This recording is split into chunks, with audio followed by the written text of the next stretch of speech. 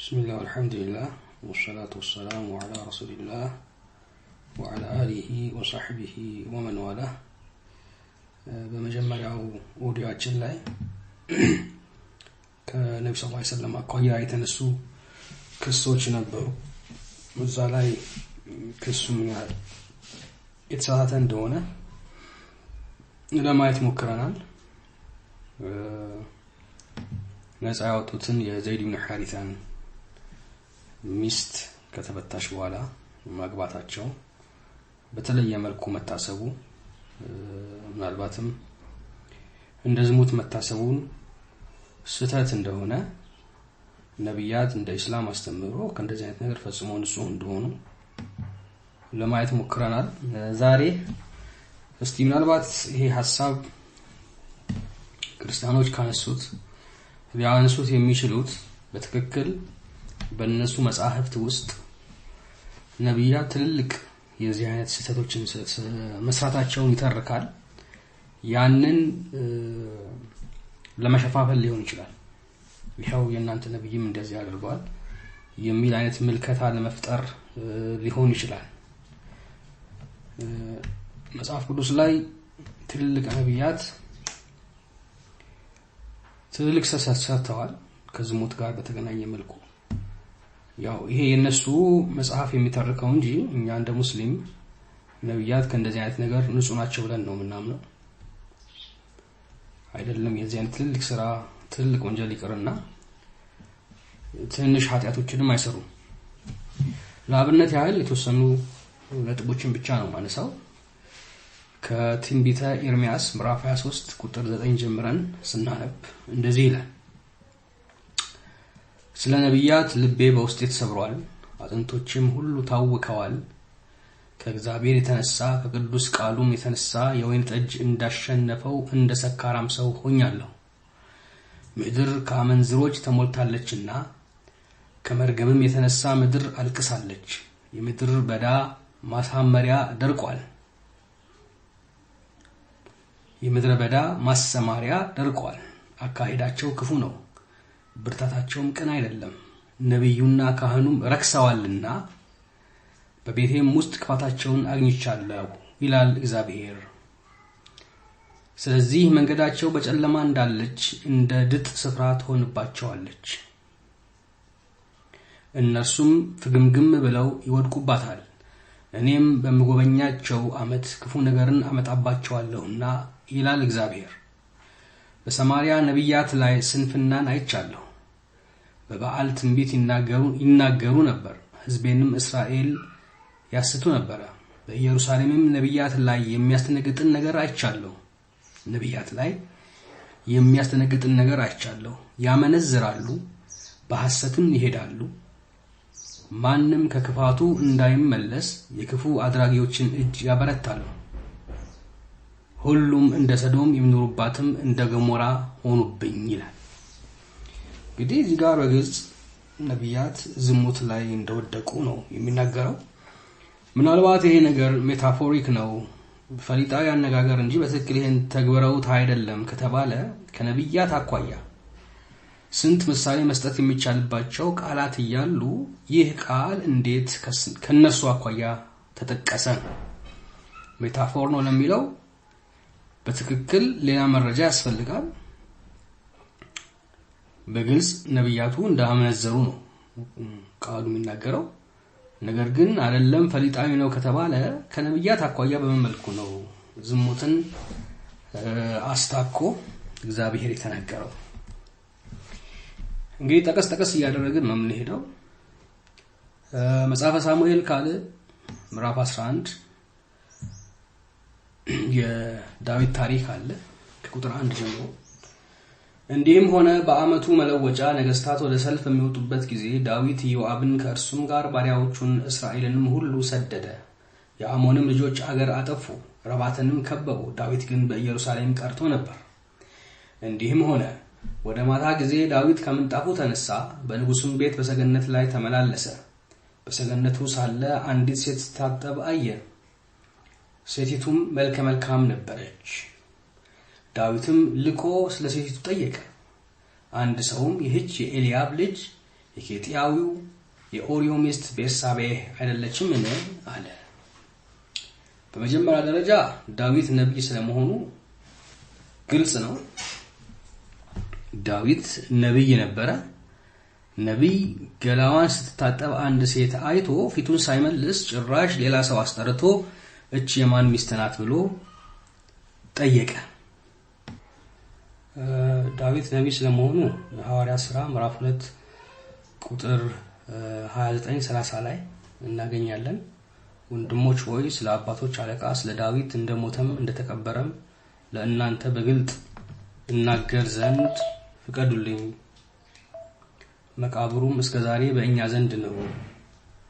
ነብይ ስለሆነ ከወገቡም ፍሬ በዙፋኑ ያስቀምጥ ዘንድ እግዚአብሔር መሐላ እንደማለለት ስላወቀ ይላል። ስለዚህ ዳዊት ነብይ ነው፣ በግልጽ የመጽሐፍ ቅዱስ ቃል ይነግረናል። ስለዚህ ይሄ ሰው ገላዋን ስታጠብ አያት። ሴትዮዋን የኦርዮ ሚስትን ቤርሳቤህ የምትባለውን ማናት ብሎ አስጠየቀ። ነገሩት። ዳዊትም መልእክተኞችን ልኮ አስመጣት። ወደ እርሱም ገባች። ከርኩሱታም ነስታ ነበርና ከእርሷ ጋር ተኛ። ወደ ቤቷም ተመለሰች። ሴቲቱም አረገዘች። ወደ ዳዊትም አርግዣለሁ ብላ ላከችበት። ግልጽ ዝሙት። ዳዊትም ወደ ኢዮአብ ኬጢያዊውን ኦርዮንን ሰደልኝ ብሎ ላከ። ኢዮአብም ኦርዮን ወደ ዳዊት ሰደደው። ኢዮአብም ኦርዮንን ወደ ዳዊት ሰደደው። ፋይናሊ ምንድነው የሚሆነው? እንግዲህ ኦርዮንን ወደ ጦር ሜዳ እንዲሄድ ይልከዋል። ዳዊት ከፊት እንዲሆንም ያደርጋል፣ እንዲገደል ያደርጋል ማለት ነው። ዳዊት ይሄን ሲያደርግ የሰው ሚስት ቀምቶ ከሰው ሚስት ወልዷል። ፋይናሊ ምንድነው የሆነው? እግዚአብሔር ይሄ የተወለደውን ልጁን ነው የሚቀስፈው። ራሱ ዳዊት መቀሰፍ ነበረበት፣ ነገር ግን የተቀሰፈው የተወለደው ልጅ ነው። አንድ ነብይ የሰው ሚስት ገላዋን ስታጠብ አየ። እቺ ማን ናት ብሎ አስጠየቀ። ልክ ራሱ ብቻ አይደለም ወንጀል ውስጥ የወደቀው፣ ሌላም ሰው አስጠርቶ ማን ናት ብሎ ነው ቼክ የሚያስደርገው። ገላዋን እየታጠበች ያለች እርቃኗን ያለች ሴት ማለት ነው። የገሌ ሚስት ናት ተባለ። ኦኬ አስጠሩልኝ አለ። ሰውየው ያለ ባሏ ያለ ያለ ጋብቻ ከዚህ ሴት ጋር ዝሙት ሰራ። ፋይናሊ ባሏንም እንዲገደል አደረገው። ሌላ አንድ እንጨምር፣ ለአብነት ያህል ብቻ ነው የምንጠቅሰው። ዘፍጥረት 19 ላይ ሎጥ ከልጆቹ ጋር ተዳርቶ የወለደበት ታሪክ አለ። 19:30 ሎጥም ከዞአር ወጣ። በዞአር ይቀመጥ ዘንድ ስለፈራም ከሁለቱ ሴቶች ልጆች ጋር በተራራ ተቀመጠ። በዋሻም ከሁለቱ ሴቶች ልጆች ጋር ተቀመጠ። ታላቂቱም ታናሽቱን አለቻት፣ አባታችን ሸመገለ፣ በምድርም ሁሉ እንዳለው ልማድ ሊገናኘን የሚችል ሰው ከምድር ላይ የለም። ነይ አባታችንንም የወይን ጠጅ እናጠጣውና ከእርሱ ጋር እንተኛ፣ ከአባታችንም ዘር እናስቀር አለች። በዚያችም ሌሊት አባታቸውን የወይን ጠጅ አጠጡት። ታላቂቷም ገባች፣ ከአባቷም ጋር ተኛች። እርሱም ስትተኛና ስትነሳ አላወቀም።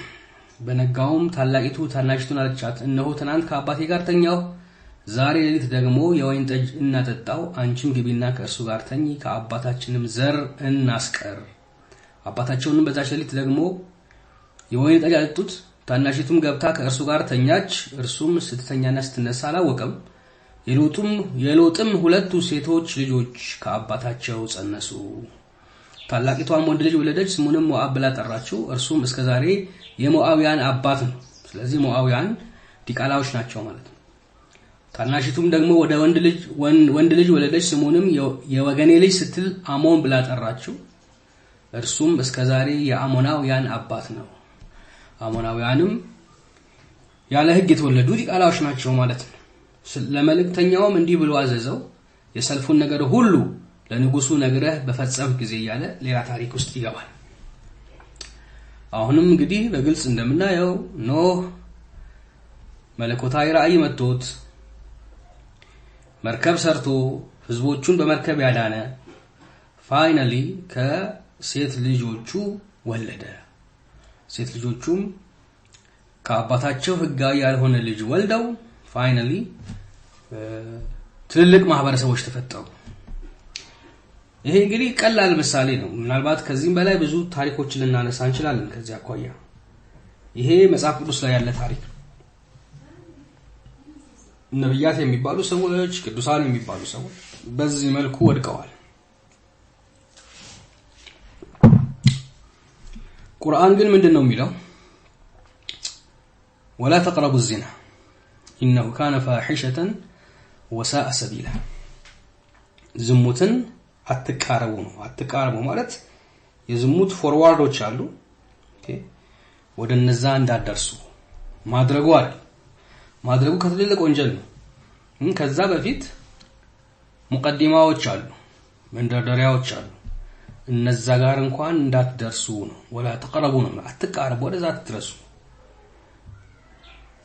ምን ያህል ከባድ እንደሆነ ነው انه كان فاحشة وساء سبيلا መንገዱ እጅግ በጣም የከፋ አስቀያሚ ነገር ነው ይላል ያቱም ሰዎች አንዴ ዝሙት ታሪክ ውስጥ ከገቡ በኋላ ከዛ ለመውጣት በጣም ነው የሚቸገሩት ያቱም ከሰውነታችን ጋር የሚቀርጹ ነገሮች አሉ ህጋዊ ሆኖ አንድ ሰው ከሚኖረው የዚህ አይነት ህይወት የበለጠ ዝሙት ላይ ሲገባ በጣም ሰውነቱ ወይም ይሄ ፊዚዮሎጂካል አክቲቪቲው ሆርሞን ሲስተሙ እንደዚሁ ሳይኮሎጂው ከህጋዊ ይልቅ ያንን ነገር እንዲፈልግ ነው የሚያደርገው ስለዚህ ዝሙት የሚባለው ነገር እንዳትቀርቡ ነው የተባለው በዚህ መልኩ ነው የምንረዳው ስለዚህ ከእስላም አኳያ መሰል ክሶችን ወገኖቻችን ሲያነሱ በመጀመሪያ ደረጃ እነርሱ መጽሐፍ ውስጥ የተሰገሰጉትን አስቀያሚ ታሪኮች መልስ ሊያገኙላቸው ይገባል በትክክል እነዚህ ታሪኮች በአምላክ ነብያት ላይ ተጽፈው አልፈዋል ወይ በትክክል ነው ከልጆቹ ወልደዋል በትክክል ዳዊት የሰው ሚስት በዚህ መልኩ ቀምቶ ዝሙት ሰርቷል ተራ አማኝ የማያደርገው ነገር ነው በጣም ተራ አማኝ የማያደርገው ነገር አይደለም መለኮታዊ ራእይ የሚወድለት የአምላክ ነብይ ህዝቦቹን ከስህተት ወደ ብርሃናማው መንገድ የሚጣራ አካል ይቅርና ተራ አማኝ እንኳን አያደርግም ባይዘው በተለይ የካቶሊክ ቸርች ላይ በተደጋጋሚ የዝሙት ክሶች ይነሳሉና በቅርብ ዓመታትም በርካታ ካሳ ከፍሏል ቸርቹ ራሱ የተሰሩ ዝሙቶች እውነት ሆነው በቀሳውስቱ የተላለፉ ነገሮች እውነት ሆነው ዳኛው የሚመለከታቸው የፍርድ አካላት አረጋግጠው ያ ፈጸመ የተባለው ቄስ ወይም ቀሳውስት አምነው ቤተክርስቲያኗ ብዙ ካሳ ከፍላለች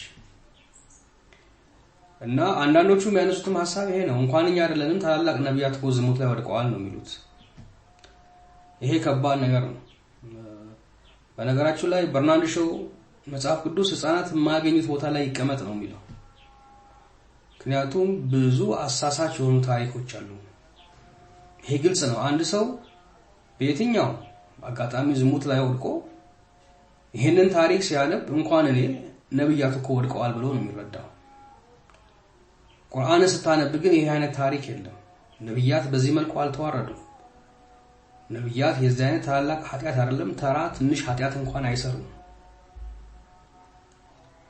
ቁርአንም በግልጽ የሚነግረን ዝሙትን እንዳትቀርቡ እንዳታደርጉ ብቻ አይደለም እንዳትቀርቡ ነብዩ ሰለላሁ ዐለይሂ ወሰለም በሐዲሳቸው ሲነግሩን አልዓይኑ ተዝኒ ዚናሃ النظر አይን ዝሙት ይሰራል ዝሙት መስራቱ ደግሞ ማየቱ ነው በእነሱ ሐሳቡ ከሄድን በእነሱ አስተምሮ ከሄድን ዳዊት ገና ከመጀመሪያው ነው ዝሙት የሰራው አዲስ ኪዳን ላይ ገብተን ስናነብም ሰዎች በአይናቸው ዝሙት ሊሰሩ እንደሚችሉ አስተምሮ አለ ማቴዎስ ወንጌል ምዕራፍ 5 ከቁጥር 27 ጀምሮ እንደዚህ ይላል አታመንዝር እንደተባለ ሰምታችኋል እኔ ግን እላችኋለሁ ሴትንም በመኞት አይን የተመለከተ ሁሉ በልቡ ከርሷ ጋር አመንዝሯል ቀኝ አይንህ የኃጢአት ሰበብ ቢሆንብህ አውጥተህ ወዲያ ጣለው ሰውነትህ በሙሉ ወደ ገሃነም ከሚጣል ከሰውነትህ አንዱን ክፍል ብታጣ ይሻልሃልና I don't know maybe ይሄንን ማን ነው የሚተገብረው ማንንም የለም አንድ ሰው አይኑ ለወንጀል በተዳረገው አይኑን አውጥቶ የሚጥል የለም ግን እዚህ ድረስ ነው የሚደርሰው የማቴዎስ ወንጌል በክርስቶስ ተነገረ የሚባለው ትእዛዝ አንድ ሰው ዝሙት መስራት ብቻ አይደለም መመኘት በራሱ በልብ እንደማመንዘር ነው አይኑ ታዲያ እንዲያይ ምክንያት ሆኖት በልቡ እንዲመኝና ኃጢያት እንዲሰራ የሚያደርገው ከሆነ አይኑን አውጥቶ ይጣለው ይሄ ህግ ነው ያለው ይሄንን ማን ይፈጽመዋል ሌላ ጥያቄ ነው ግን አይደለም ሄዶ ዝሙት መስራት ይቅርና በአይን አይቶ መመኘትም ዝሙት ነው የሚል መልእክት ነው ያለው